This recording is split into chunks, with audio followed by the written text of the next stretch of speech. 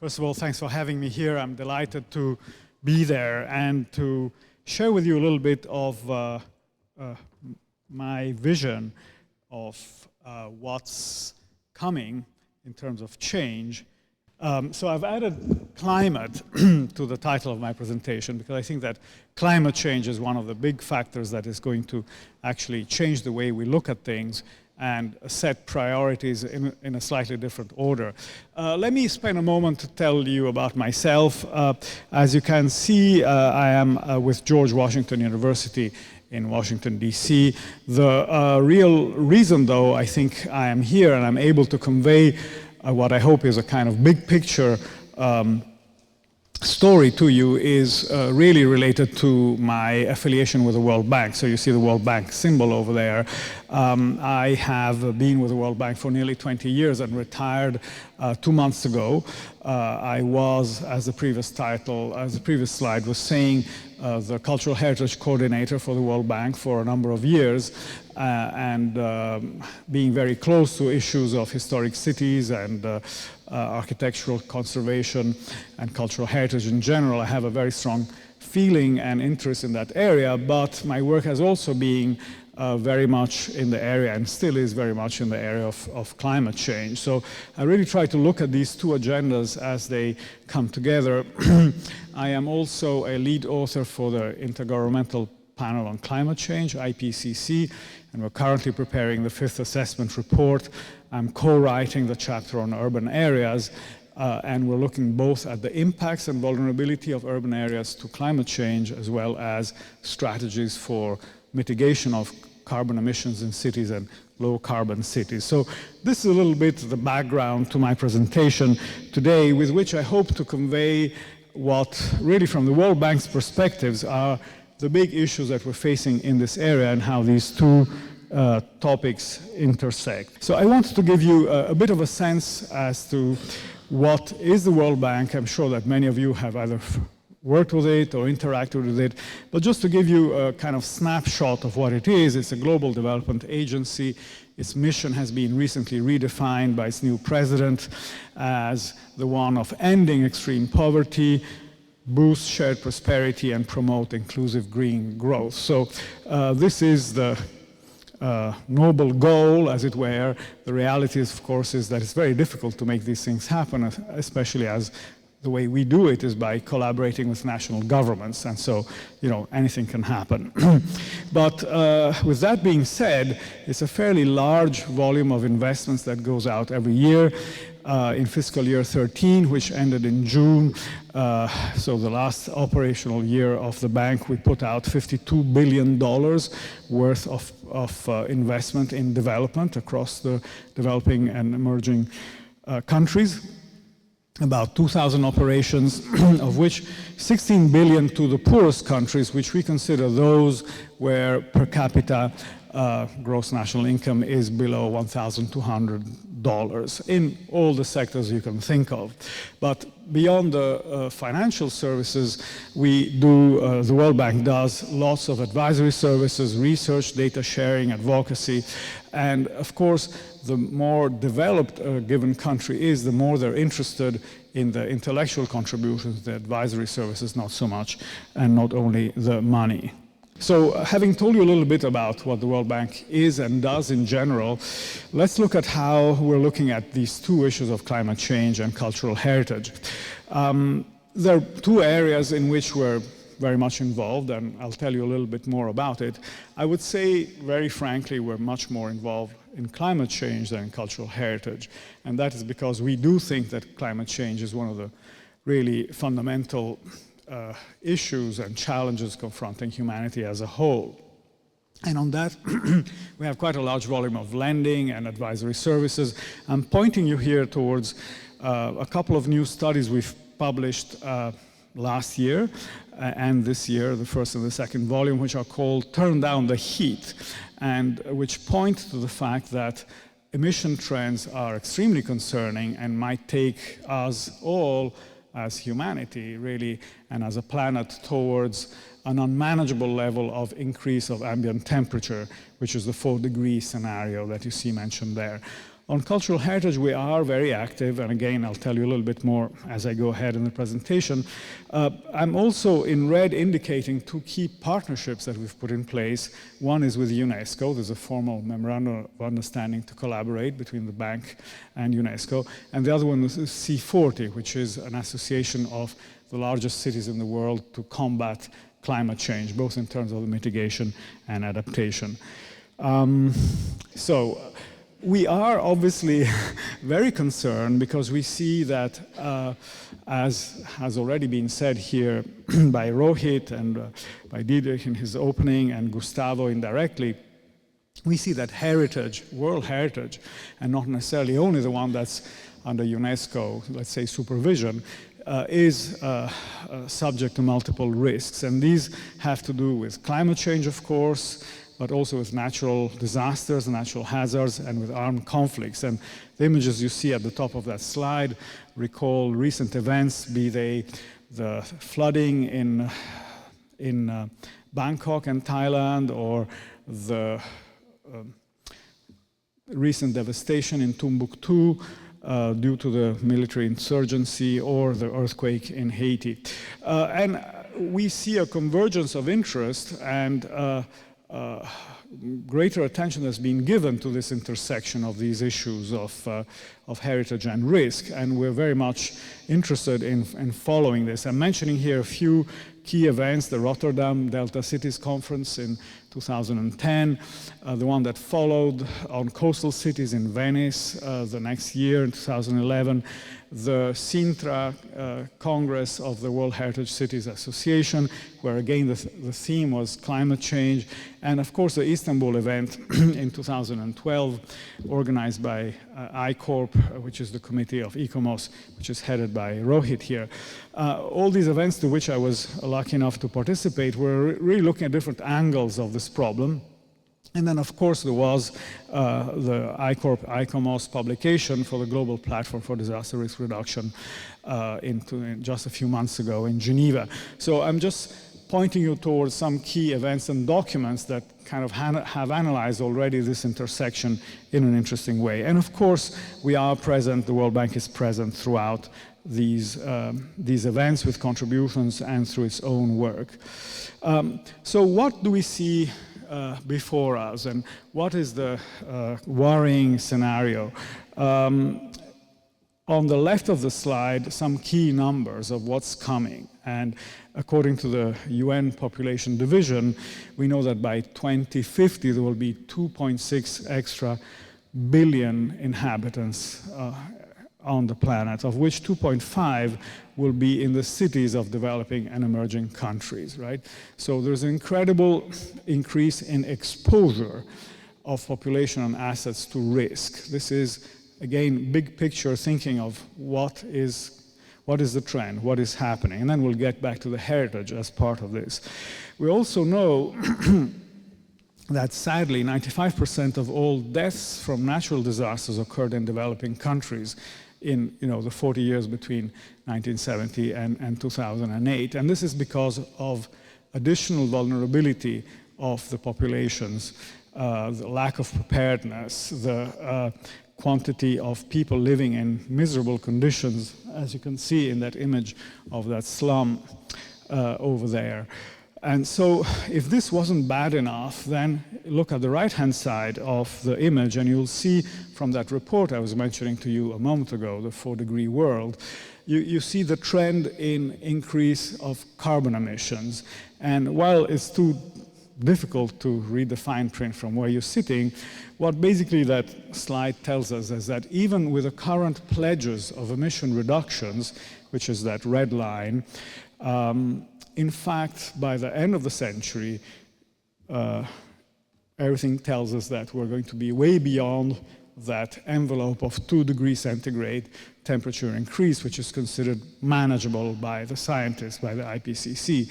And we're much more likely going to be in a territory of 3-degree or 4-degree ambient temperature increase, which is unmanageable, with huge disruptions at the global level, on food production, on sea level rise, and huge impacts on coastal cities. Oh, thank you very much. Where is it? Great. Okay, good, thanks. So this is what's coming, let's say. And of course, there's still time to do something about it, but it's a very frightening future that expects all of us.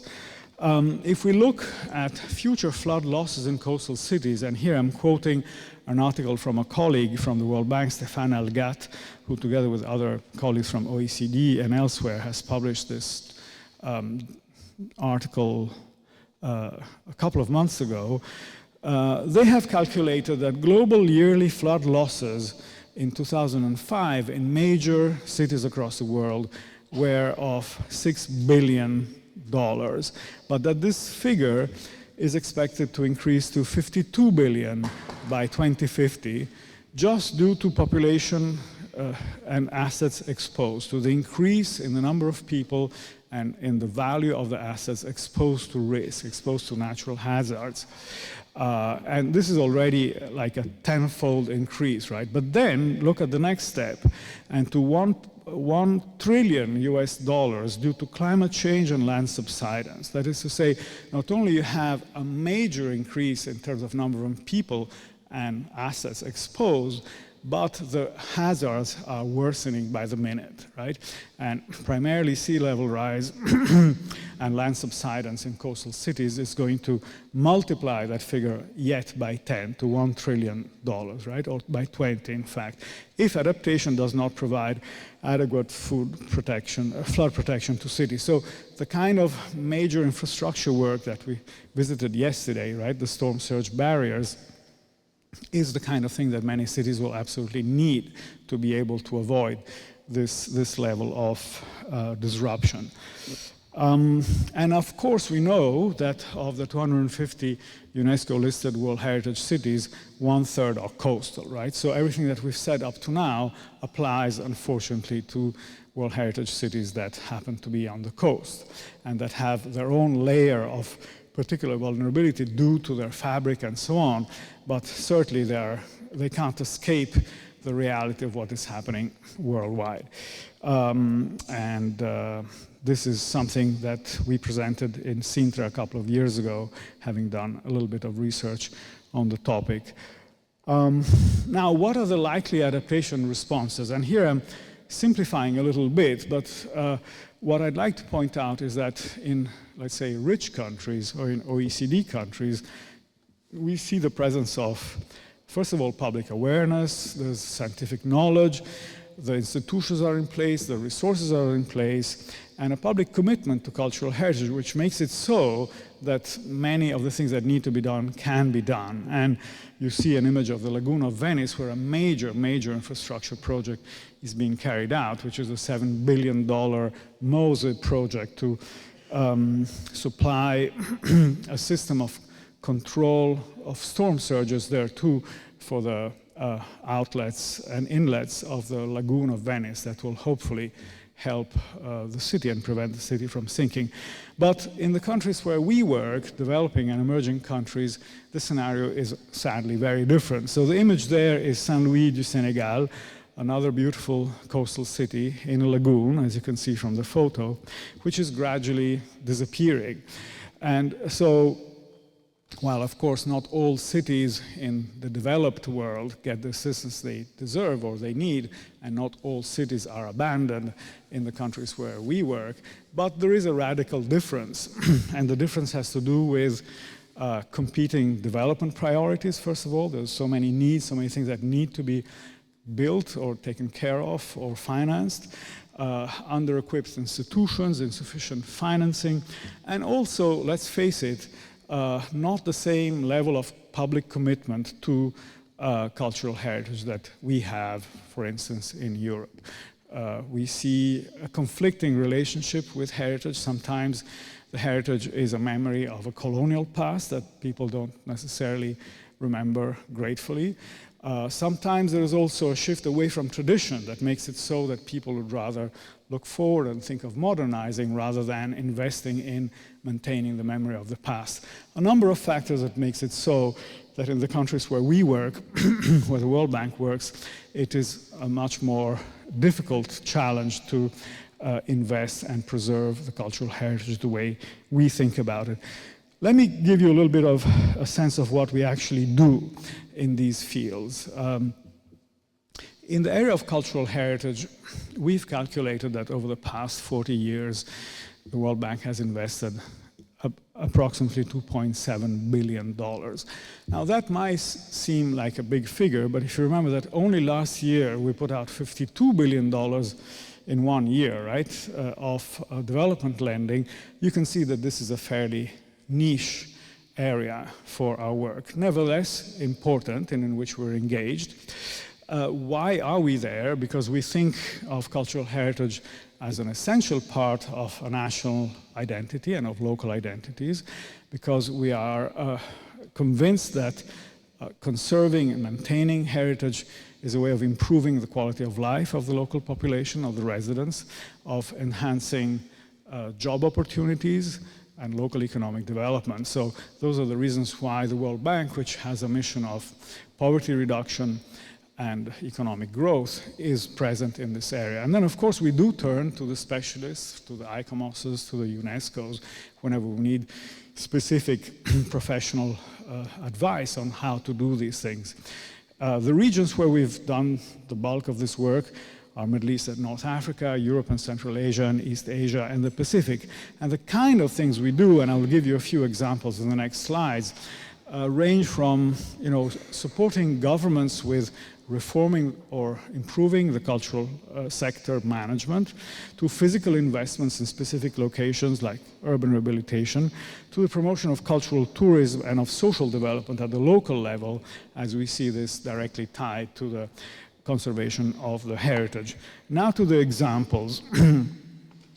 And I've chosen a few where the theme of water and heritage is present. Right, the city of St. Petersburg, we have put 2 years ago $100 million through a loan to the government of Russia for integrated heritage site development. Obviously, St. Petersburg is on the UNESCO heritage list. It's got its site management plan, and it's a kind of demand-responsive mechanism whereby local oblasts, which are the provincial authorities and local agencies, can tap into the funds of the project and receive financing to carry out the different initiatives that they want to promote, of course, based on some fairly rigorous criteria that I put up. There is protection of museum assets, including collection management and security upgrades and systems, and of course, a component towards project management, monitoring, and evaluation of the project. Please do notice that the total project cost is in fact $250 million, so there's a big difference between the money that we are able to put on the table, as it were, 100 million vis-a-vis the 250. So the other 150 is coming from the government of Russia.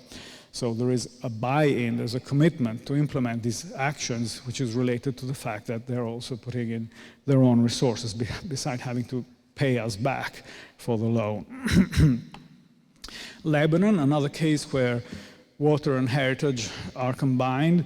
We're working on 5 historic cities: Baalbek, Byblos, Saida, Tripoli, and Tyre, 3 of which are on the World Heritage List. And it's a mix of interventions related to urban rehabilitation of the infrastructure, accessibility to the heritage, opening of heritage sites to public visitation, as a resource to local residents, improvement in the presentation of the archaeological sites and improving the quality of the visitation, waterfront redevelopment for Byblos and for Tyre, and partially for Tripoli, and technical assistance again to the institutions that are responsible for the management of these sites. And here again, as you see, the value of the investment is about half of the value of the project. Let's move to our investments in urban resilience, right, which is the other big theme here. So we're looking at, on one side, cultural heritage and investments in cultural heritage, and then risk and risk management through urban resilience. Here you'll see the portfolio is significantly bigger. In fact, one of the last things I did before retiring in June was complete a review of urban resilience investments by the bank. And I found 228 of them for a total of $13 billion just over the last 10 years.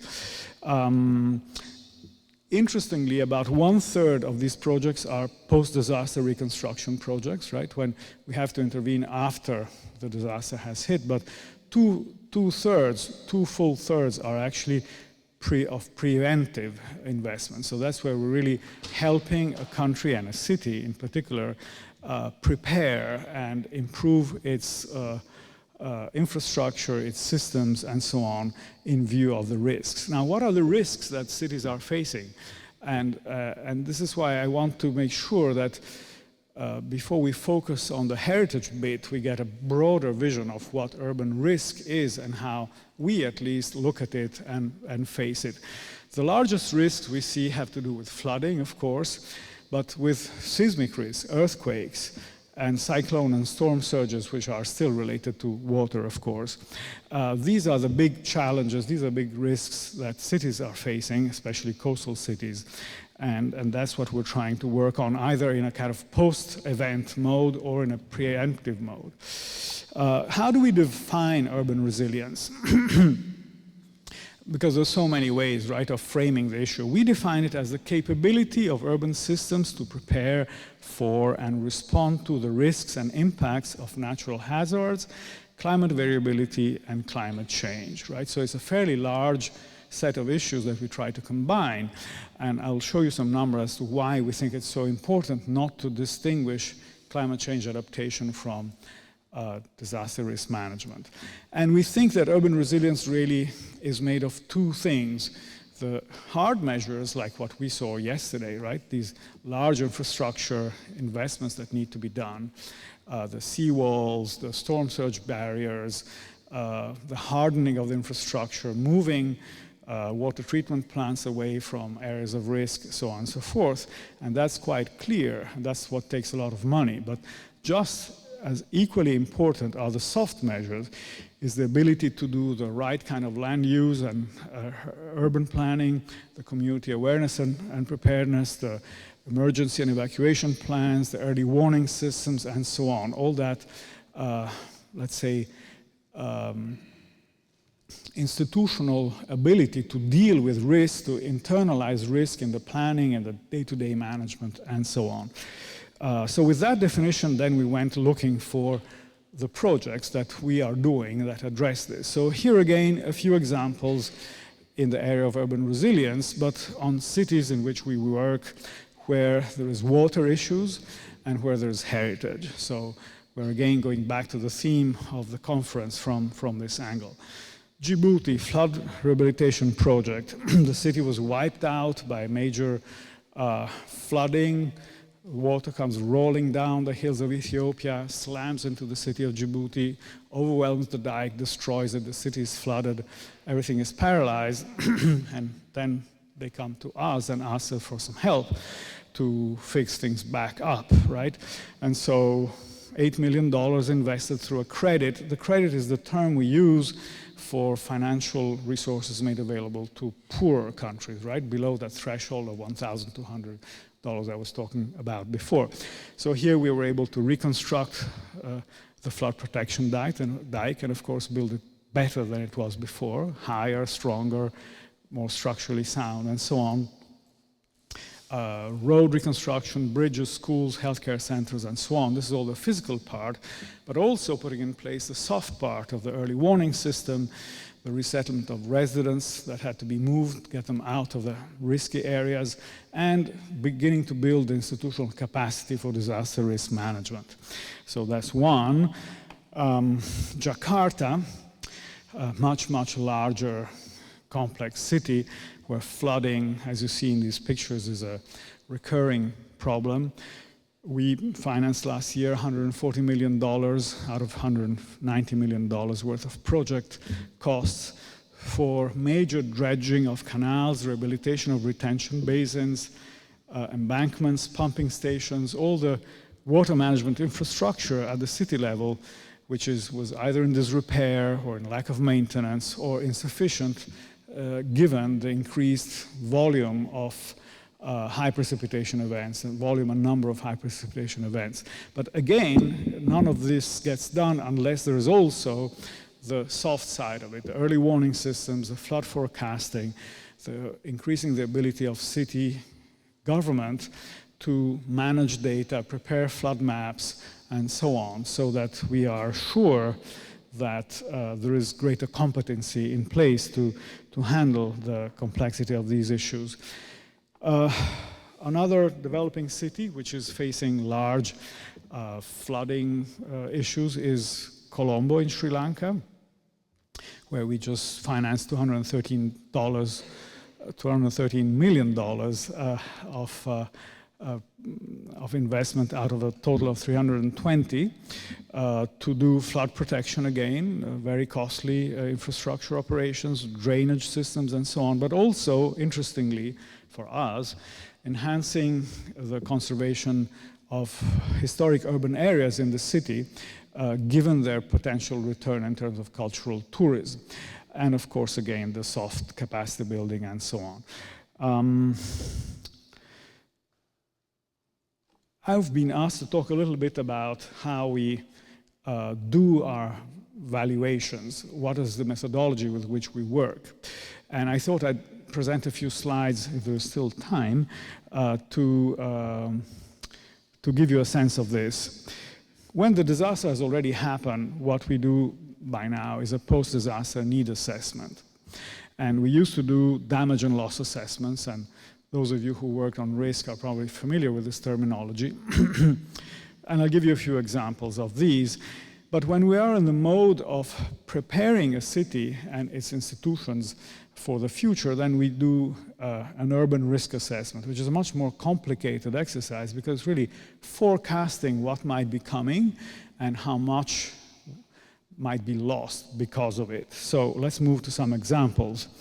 Thailand floods, 2011, I think we're going to talk more about them in the course of the 2 days, but we conducted a post-disaster need assessment for the cultural heritage sector. And here you see the Ayutthaya temple complex under floods.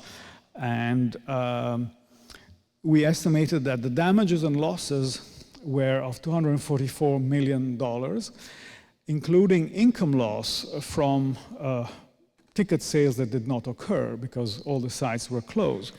But interesting, you'll see that the recovery costs were estimated at $330 million, right? So a significantly higher number due to the estimated value of rescue, storage, and restoration costs. So this is an exercise where we were called in to basically crunch the numbers, field a big team of specialists and conduct interviews and do technical assessments, and then pull together all the numbers to see what did this mean, right? And then the next step after a post-disaster need assessment is go around with a hat to all the donors and say, can you please put some money in here because we need to help Thailand get back on its feet, and specifically in this case on the cultural heritage sector. So this is one case where things have happened, as it were, we go in and count the damages and the losses, and it's got to be done right? And so that's the methodology to do that. I should point out the increasing use of Earth observation throughout our work of risk assessment. And this is again an image of part of the waterfront of Jakarta, where we were able to measure land subsidence. You'll see all those little dots of different colors are in fact satellite measures of how much the land is sinking in Jakarta. And you'll see that it's sinking at different rates in different parts of the waterfront. But Jakarta has an enormous problem of land subsidence, which is even worse than its problem of sea level rise. And producing these images and putting them in the hands of the government is a very powerful way of showing the magnitude of a problem in a very incontrovertible sort of way. And I just want to recognize the help we've been getting from the European Space Agency to do this. What is an urban risk assessment? And this is perhaps the less friendly part of my presentation because it's a little bit trickier to follow. But it's a fairly complex exercise, and the formula, if you will, that we try to keep in mind is to measure the hazard. So, for instance, the seismic risk, measure the exposure, right?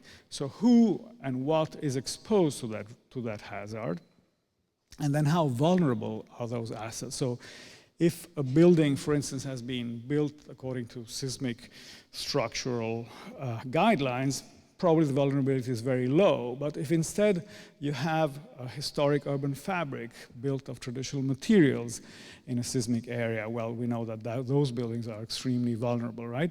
So the combination of the assessment of the hazard, the exposure, and the vulnerability gives us the level of risk. But to be able to really map out the urban risk of a city in a kind of fine-grained reading, we have to do a number of things. We have to have a digital elevation model of the urban area, especially if we're looking at flooding or water risks. Unless you have DEM, you really can't do much. You need to have fairly simple GIS systems in place to be able to build your analytical basis. You have to have the specialists to do a probabilistic risk assessment who will tell you, for instance, what's the level of risk of an earthquake happening in that city or of a flood repeating itself and so on. Very importantly, you've got to be able to integrate climate downscaling, which is not only looking back at how recent the floods were, but looking forward and saying, given the amount of precipitations that are now manifesting themselves, given the change in weather patterns, etc., well, what can we expect in our city? And integrate all of this information into urban risk maps. And once you've got those, of course, then design adaptation and resilience measures to respond to this. Now, on the economics of it, we are obliged to base the valuation on a very fine reading of this risk. What you see here are two images, one for Casablanca and one for Tunis, where we were able to identify exactly, in the case of Casablanca, which is on the left, in blue, right, which part of the city would be inundated by a storm surge, right? And you will, I don't know if it's too small to see from where you're sitting, but you'll see that there's blue and there's also some red around it. So blue is the current level of risk, and the little red bits around it are the additional areas that would be inundated by the sea in that part of Casablanca in 2030 because of increased sea level rise, right? So we have a very, very fine reading, which is a very reliable assessment of what the urban risk is from marine inundation there. And then we're able to say, okay, what's under that blue, right? What are the buildings? What are they worth? How many people are living? And that's how we eventually build up an analysis that is able to tell us what is the value of that risk in dollar terms, right? And on the right-hand side, you see Tunis, and you see two risks there. One is land subsidence, which is in red, and blue flooding. And you'll see the Medina, which is bang in the middle of this image, which is fortunately not affected by these two risks, but by some others. So this is ultimately how all those things I was telling you a moment ago get done and result in maps that give you a very fine reading of the risks. How do we then get to the economic valuation of this risk? Well, in this case, you'll see that we were first able to apportion the risk, right? So you'll see that for Tunis, the risk is a mixture of urban flooding, geological risk, so seismic, and coastal risk, storm surges and coastal erosion.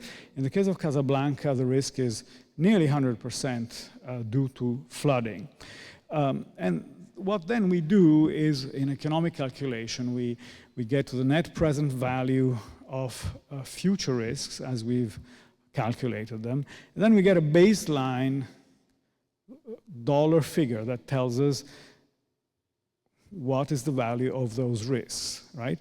And in the case of Casablanca and Tunis, in this exercise we did, it was about $1 billion per city, right? The present value.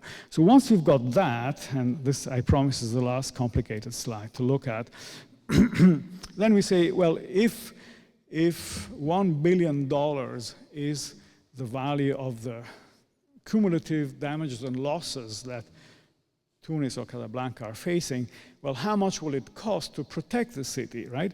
So that then you do that section by section, measure by measure, which is what you see in this image. And then you can do a cost-benefit analysis and tell the government, you want to protect yourself from floods, it's going to cost you so much, but it's going to save you so much. And that's the kind of language that, unfortunately, ministers of finance want to hear to be convinced to do something about adaptation and resilience at the city level. So I know I've taken you very, very far down into the methodological aspects after having given you a little bit of a broader picture on the climate that's changing, the coastal cities, how they're exposed, and what the World Bank is doing about it. So if I were to sum up and try to give you some takeaway messages, I thought of 4 things that I'd like you to think of. First, that cities must engage on facing present risks before future ones can be seriously taken into account.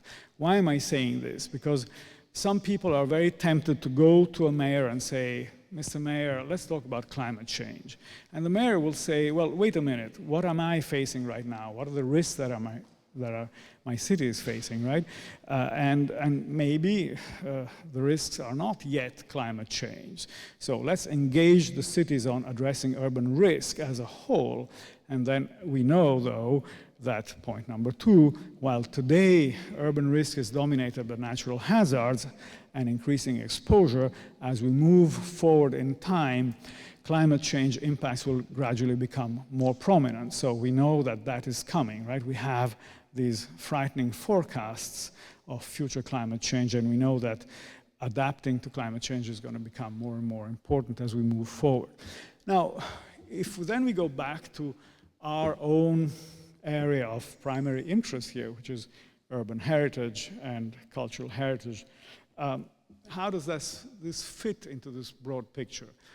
I think that urban heritage assets are a small part of a complex urban system, but they're a very significant one, right? So we cannot, again, expect to go to see a mayor and say, let's talk about protecting our assets. I think that the mayor, to use that figure as a symbol, if you will, of, let's say, local government and people who are looking after the public good, they have a responsibility to look after the city as a whole. And the city as a whole will contain also urban heritage assets and urban and historic districts and so on. So we have to make sure that these issues are taken on board, but in what necessarily is a much broader way of assessing and managing urban risk.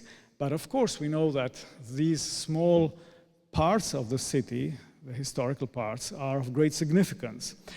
They provide a unique testimony of the past, but also guidance in the design of future low-carbon cities. We know that we cannot only adapt to climate change, we need to also mitigate emissions.